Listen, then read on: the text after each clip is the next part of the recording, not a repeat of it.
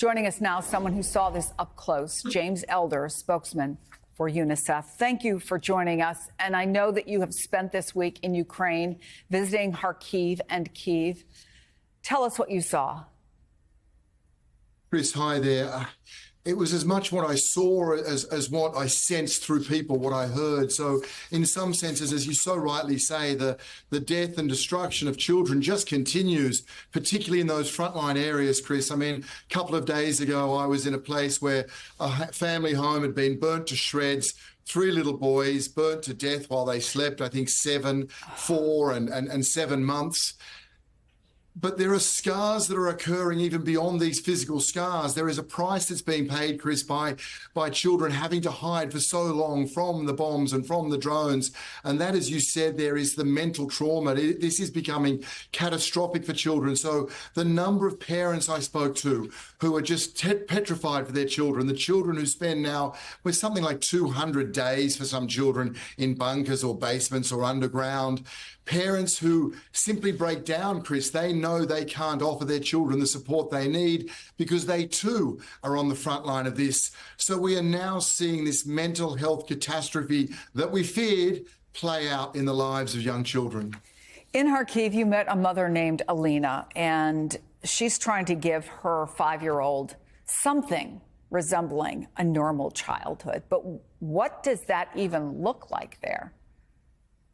Yeah, it looks like mothers being relentlessly selfless, working overtime, but not being able to do it, and knowing that. The number of mums I spoke to, Chris, who felt a guilt because they couldn't provide their children with what they needed, even though they were providing them with everything they had, all the love they had. But there are bombs. There is no school.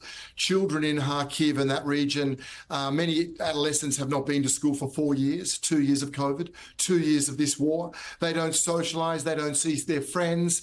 So there is very, very little normalcy for these children. Remembering what is slightly different in these frontline areas, Chris, is that they were under siege. They were occupied. So it's very fresh in their memory, the horrors they saw, the things they endured, the loved ones who were killed. And the Russian border is not far away. So that level of anxiety seeps into those children. And it is creating a generation who risk being lost. In fact, lost is not the right word. It's stolen. It's a stolen generation because yet they don't get to go to school. They don't get to see their friends. They live underground. When spring comes, Chris, the chance of playing in a forest or by a river, that's gone because Ukraine is the most mined country on the planet. So mums like Alina do everything. They're heroic. And she broke down when she spoke to me. Despite her strength, she just needed to let it out. But these people do now need support. This is the last possible moment they need the world to turn away from them. There is always risk, right, for organizations like yours who go into a war zone and try to provide the help that is needed. Is there even any semblance of enough help for these folks? And from that, I'm talking about basic necessities like food, water, shelter, to mental health help. Yeah, it's a great question. UNICEF has done an enormous amount. We've trained hundreds and thousands of counsellors.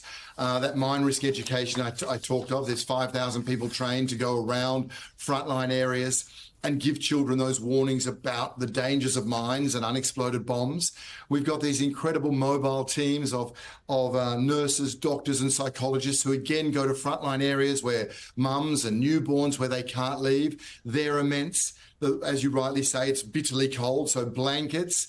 We do a lot of rebuilding of critical infrastructure because that keeps, despite international humanitarian law, being destroyed. So water sources. So there is an immense amount going on. I think I would always mention that the frontline workers still are those people. I mean, Katerina, if I may, very, very quickly, Chris, Katerina is just one of thousands of people. She's a child psychologist. I spent a day with her. She talks to the youngest Ukrainian children and deals with all their anxiety, their fears, their angers, their lack of socialization. It's a lot for her to take on board. Her husband has been on the front line for 2 years. She hasn't seen him for 6 months.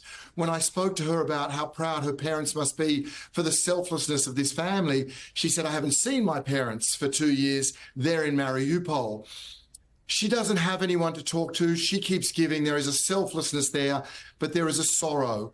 I think it's right that we have paid such tribute constantly to the relentless, the perseverance and resilience, the resilience of Ukrainians, Chris, but it is coming at a cost.